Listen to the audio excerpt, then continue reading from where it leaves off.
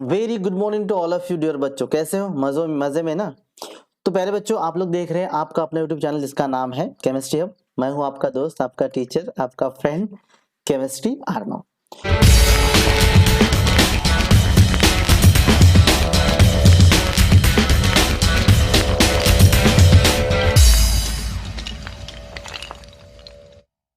तो हम लोगों ने जो लास्ट क्लास तक देखा था, that is what, electronegativity and the chemical shift. अब हो सकता है आपको याद नहीं है कि कहां तक हुआ है, वैसे तो आप लोग बहुत टैलेंटेड हो, जीनियस हो, बट हम लोग थोड़ा सा बैक चलते हैं, पीछे एक रिकैप ले लेते हैं। ठीक है, शॉर्टकट में रिकैप ले लेंगे हम, छोटा सा। देखिए कहां से, ये यहां से स्टार्ट करते हैं हम लोग। ठीक है, using nuclear magnetic resonance spectroscopy to deduce the structure या रेजोन, ठीक है ना, न्यूक्लियर मैग्नेटिक रेजोनेंस स्पेक्ट्रोस्कोपी। हालांकि कुछ दिन का बीच में कुछ दिन का जो है वो गैप गया हुआ है ना, इसलिए मैं क्या कर रहा हूँ, उसको रिवाइज या फिर रिकैप कर रहा हूँ। सारे टॉपिक्स हम लोग बिल्कुल शॉर्टकट में क्या करते हैं, रिवाइज करते हैं। 5 मिनट में हम लोग टॉपिक तक पहुंचते हैं। देखिए ये क्या है, कहीं ना कहीं पे हम लोग इलेक्ट्रोमैग्नेटिक रेडिएशन देख रहे हैं। उसमें हमको पता है कि lower wavelength, that is the X rays या फिर कॉस्मिक रेज जो है, वहां से लेकर जो एनएमआर है या फिर रेडियो वेव्स है, रेडियो वेव्स की जो है हाई वेवलेंथ लो फ्रिक्वेंसी होती है। ठीक है, उसके बाद हमने ये देखा है कि जो एक स्पिनिंग प्रोटॉन होता है ना, तो स्पिनिंग प्रोटॉन क्या होता है, एक खुद ब खुद एक बार मैग्नेट करके, मतलब एक बार मैग्नेट जो है वैसे बिहेव करता है, एक छोटा सा घूमने वाला बार मैग्नेट। जब कोई मैग्नेटिक फील्ड उसमें अप्लाइड नहीं है तो रैंडमली होते हैं वो अरेंज। जैसे मैग्नेटिक फील्ड हम अप्लाई करते हैं तो क्या होते हैं वो लोग, एक सिस्टमैटिक, एक either the align to the magnetic field or it or in repulsive mode to the magnet. एक तो अलग मतलब अपोजिट हो जाते हैं या फिर अलाइन हो जाते हैं। ये दो केसेस पॉसिबल है, कब, जब हम लोग मैग्नेटिक फील्ड यूज करते हैं उसको। ठीक है, तो ये अलग अलग फिर से हमने दिखा है, उसको हमने शो किया हुआ है यहाँ पर। ये एक सिस्टमैटिक डायग्राम देखा हमने, उसके बाद एनएमआर स्पेक्ट्रोस्कोपी कैसा होता है, सैंपल ट्यूब यहाँ पे रखते हैं हम लोग। ठीक है, then superconducting magnetic is there, MNMR console, यहाँ से फिर फाइनली हमको जो ग्राफ मिलता है वो कंप्यूटर में हमको मिलता है वर्क स्टेशन में। Many nuclear undergo magnetic resonance, सारे नहीं, मतलब जिसका एटॉमिक नंबर या mass number, if this is, let suppose अगर ये एक एलिमेंट है, then this is the mass number and this is the atomic number. तो आइदर ए और जेड क्या होना चाहिए, ऑड होना चाहिए। दोनों में से कोई तो भी एक ऑड होना चाहिए, दोनों होते तो अच्छे, या फिर कोई एक, तो क्या होगा, वो एनएमआर एक्टिव होगा। तो यहाँ पे आपको ये बहुत सारे जो न्यूक्लियाई दिखाई दे रहे हैं, H1 is the NMR active, then deuterium H2 is the NMR active, and so inactive कौन से हैं और एक्टिव कौन से, ये पूरा टेबल में दिया हुआ है। उसके बाद हम लोगों ने डिस्कस किया एचएनएमआर स्पेक्ट्रा। ठीक है, टाइप्स ऑफ प्रोटॉन जो है वो delta value, types of proton कौन से, वो डेल्टा वैल्यू से पता चलता है। Number of signal, equivalent non equivalent proton के बारे में बताता है। हेट ऑफ द सिग्नल है ना, रेशियो ऑफ द प्रोटॉन है, उसके बारे में कितने हैं, 1:3। एक सिग्नल इसमें अगर 3 है तो इसमें 9 है। If 1:3 and this is having the 3 proton, then it is of course 1 इसको मल्टीप्लाइड बाय 3 करते हैं तो 9। तो ये रेशियो बताता है। Splitting of the signal, neighbourhood proton कितने हैं, इसके नेबरहुड में कितने प्रोटॉन है, इसके नेबरहुड में कितने प्रोटॉन है, और अगर सिग्नल्स है तो उसके नेबरहुड में कितने प्रोटॉन है, ये सारी चीजें वो कहीं ना कहीं पे बताता है। ठीक है, तो हमने ये डिस्कस किया था, वही स्ट्रक्चरल इंफॉर्मेशन मैंने अभी आपको जो बताया। शील्डिंग एंड केमिकल शिफ्ट, मतलब न्यूक्लियस के आजू बाजू में जो इलेक्ट्रॉन घूम रहा है, उस इलेक्ट्रॉन का भी खुद का मैग्नेटिक फील्ड है। न्यूक्लियस इलेक्ट्रॉन आजू बाजू में घूम रहा है, उसका भी मैग्नेटिक फील्ड है। तो मैग्नेटिक फील्ड एक तो क्या कर सकता है, रेनफोर्स्ड हो सकता है, मतलब जो अप्लाइड मैग्नेटिक फील्ड है उसके साथ पैरेलल हो सकता है। ठीक है, या फिर उसको अपोज कर सकता है। तो एक तो क्या होगा, अगर पैरेलल हुआ तो क्या हो गया, वो डीशील्डिंग। और अगर यहाँ पे तो एक बेड इलेक्ट्रॉन हम लोग ने कंसिडर किया, ठीक है, इन दिस केस अगर इलेक्ट्रॉन्स को अपोज करता है तो क्या हो गया, शील्डिंग, यहाँ पे दिखा रहा है। अगर अपोज नहीं, रेनफोर्स होता है तो डीशील्डिंग। एग्जाम्पल से मैंने आपको बताया था। Now what shielding and chemical shift, तो with respect to the TMS, tetramethylsilane क्या होता है, शिफ्ट होता है। With respect to the tetramethylsilane क्या होता है, शिफ्ट होता है। इसके लिए मैंने आपको फिर एक बताया था मैंने, ये यहाँ पर, ठीक है ना, वो आगे लेते हैं हम लोग। So characteristics of the chemical shift related to TMS 00, ये कुछ दिए हुए हमको टाइप्स ऑफ प्रोटॉन की। सिंपल sp3 प्रोटॉन है इस तरीके का, तो केमिकल शिफ्ट 0.92 ppm में आएगा। RCH3 0.9, RCH3 जितना उसमें डोनेटिंग ग्रुप अटैच होगा कार्बन को, R2 R3 donating group is increasing, जितना डोनेटिंग ग्रुप क्या होगा उसको उसमें हम लोग इंक्रीज करते जाएंगे उस, तो क्या होगा फिर समझ में आ रहा है? उस तरह से ये क्या होगा, उसकी जो वैल्यू है वैल्यू उसकी ऐसे बढ़ते जाएगी। ठीक है, डोनेटिंग, तो डोनेटिंग कहने से अच्छा हम लोग उसको कैसे, हाँ डोनेटिंग, ये तो थोड़ा अप्रोक्सीमेट वैल्यू है। ठीक है, नाउ ये वैल्यू क्या हो रही है, इस तरीके से बढ़ रही है। बट वही अगर उसमें कोई विड्रॉइंग ग्रुप है CON इस तरीके का अगर कुछ है, तो इस रीजन में है ये इलेक्ट्रोनेगेटिव कंसिडर होता है ट्रिपल बॉन्ड, तो 2.5। So these are values given. अगर बेंजीन का हाइड्रोजन है तो प्रोटॉन है तो 6.5 to 8 ये इसका वैल्यू जाएगा। Electronegativity and the chemical shift यहाँ तक हम लोगों ने लिया था, और उसमें मैंने आपको बताया था इलेक्ट्रोनेगेटिविटी की वजह से केमिकल शिफ्ट कैसे होता है, ये आपको याद रखना है। इलेक्ट्रोपॉजिटिव है तो अपफील्ड जाएगा, tau value higher, delta value lower. अगर इलेक्ट्रोनेगेटिव है तो डाउनफील्ड आएगा, tau value lower, delta value higher. भूल गए क्या? नहीं ना? हाँ, ये याद रखना है।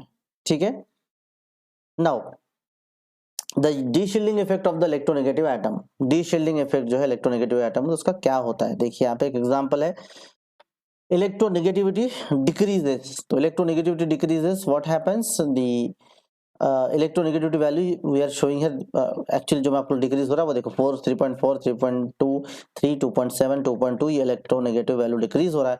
तो इलेक्ट्रोनेगेटिव वैल्यू जैसे जैसे डिक्रीज होगा केमिकल शिफ्ट भी क्या होगा, डिक्रीज होगा इस इंटेंसिटी में, इस तरीके से। जैसे मिथिल फ्लोराइड 4 इसका इलेक्ट्रोनेगेटिव वैल्यू है, ठीक है, फ्लोरीन का 4.0, सो केमिकल शिफ्ट इन डेल्टा 4.26।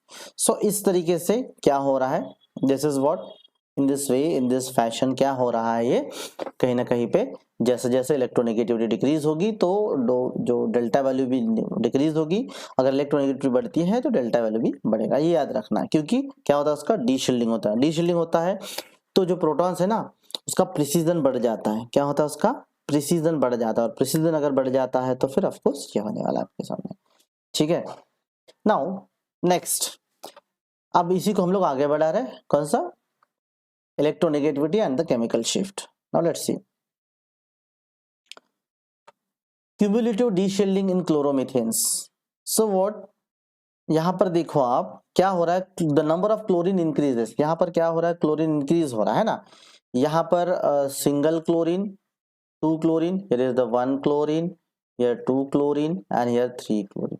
उसके वजह से आप वैल्यूज देखो 3.05 ppm, 5.30 ppm, 7.2 ppm। इसका मतलब एज द इलेक्ट्रोनेगेटिविटी इंक्रीजेस, यहाँ पे हो क्या रहा है,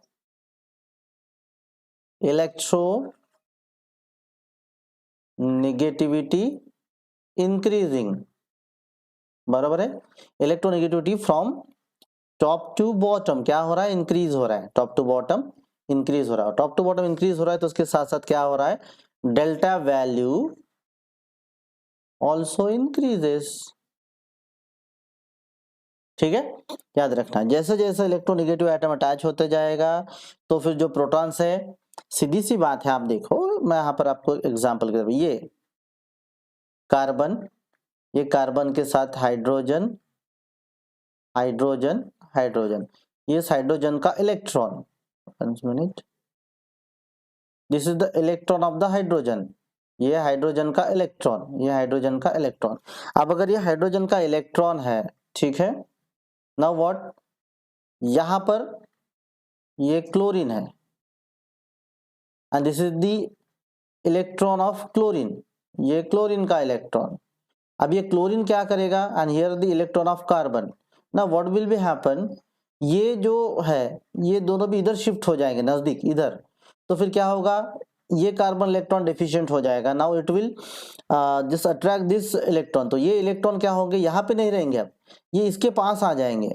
अगर ये इलेक्ट्रॉन अगर इसके पास आते हैं then what will be happen, देखो ये जो इलेक्ट्रॉन है अब इस हाइड्रोजन के पास नहीं रहा तो कार्बन के नजदीक में आ गया। इसका मतलब क्या है, इस प्रोटॉन को नाउ फॉर दिस प्रोटॉन, ये जो प्रोटॉन है, ये प्रोटॉन का जो प्रिसिशन है वो स्पीड बढ़ जाएगा, इनका जो प्रिसिशनल स्पीड है वो बढ़ जाएगा, घूमना बढ़ जाएगा, दैट इज व्हाट डीशील्डिंग। इसका मतलब क्या है, डीशील्डिंग। तो इसके वजह से वैल्यू जो है बढ़ेगी, मतलब प्रिसिशनल वैल्यू बढ़ेगी है, समझ में आ रहा है, del value of the precessional value goes on increasing। याद रखना that is called as cumulative deshielding in chloromethanes, मतलब इस तरीके से as you go on adding the chlorine, ठीक है। now deshielding influence of electron withdrawing group diminishes rapidly with distance, मतलब क्या है, the deshielding है ना, the deshielding influence of the electron withdrawing group like the bromine, chlorine, so on diminishes rapidly with distance। जैसे जैसे distance बढ़ेगा ना, यहाँ पे क्या हो रहा है देखिए, मतलब is what the bromine, ना bromine के वजह से ये जो protons है, this one proton, another proton, here proton, and this is the CH3। so what are CH2 CH2 CH2 CH3, ठीक है ना, CH2 CH2 CH3, sorry, ये CH2 CH2, this is CH3 means H, and here यहाँ पर और एक H जो भी है। तो अब इसका मतलब क्या है कि यहाँ पर जो इफेक्ट है, देखो जो ब्रोमीन इलेक्ट्रोनेगेटिव है, तो इसकी वजह से यहाँ पे जो प्रिसिशनल फ्रीक्वेंसी है ये जितनी ज्यादा होगी, ये उससे कम उससे कम उससे कम, जैसे जैसे डिस्टेंस क्या हो रहा है, बढ़ रहा है ना, जैसे जैसे क्या हो रहा है, डिस्टेंस बढ़ रहा है, देखिए जैसे जैसे डिस्टेंस बढ़ रहा है, ये इस CH2 का प्रिसिशनल frequency 3.39, for this CH2 precisional frequency 1.88, and for this CH3 it is 1.03। so as the distance increases, precisional frequency or the delta value decreases, समझ में आ रहा, और वो क्या डिक्रीज होता है, फास्ट, देखो कहा 3.39 का 1.88 और का 1.03, फास्ट क्या हो रहा है, डिक्रीज हो रहा है, आपको याद रखना है, ठीक है। यहाँ पर भी देखिए आप लोग, ब्रोमीन फॉर दिस CH क्योंकि नेबरिंग है तो 4.21, and for this two CH2 only 1.73।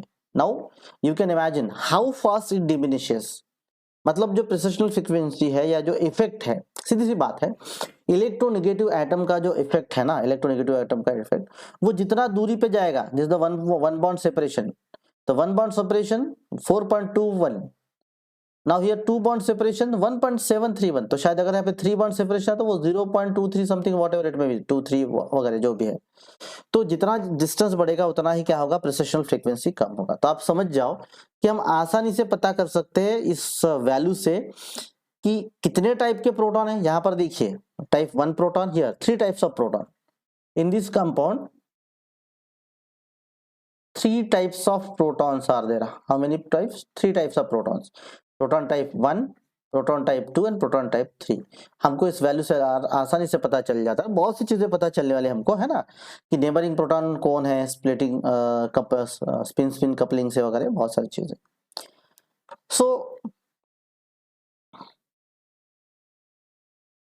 यहाँ पे जो है अपना क्या कंप्लीट होता है, यहाँ पे अपना कंप्लीट होता है this point, electronegativity and the chemical shift. But हालांकि ये भी इसी का टॉपिक है, एरोमेटिक डीशील्डिंग एंड एनिसोट्रॉपी, हम लोग ये नेक्स्ट वीडियो में क्लियर करने वाले हैं, ठीक है दोस्तों। जो नेक्स्ट टॉपिक रहेगा एरोमेटिक डीशील्डिंग एंड दी एनिसोट्रॉपी। तो चलो मिलते हैं नेक्स्ट वीडियो में, तब तक पढ़ते रहिए, खुश रहिए, मस्त रहिए, हंसते रहिए, कोई डाउट है तो मुझे जरूर पूछिए, ठीक है। Have a good day, bye bye.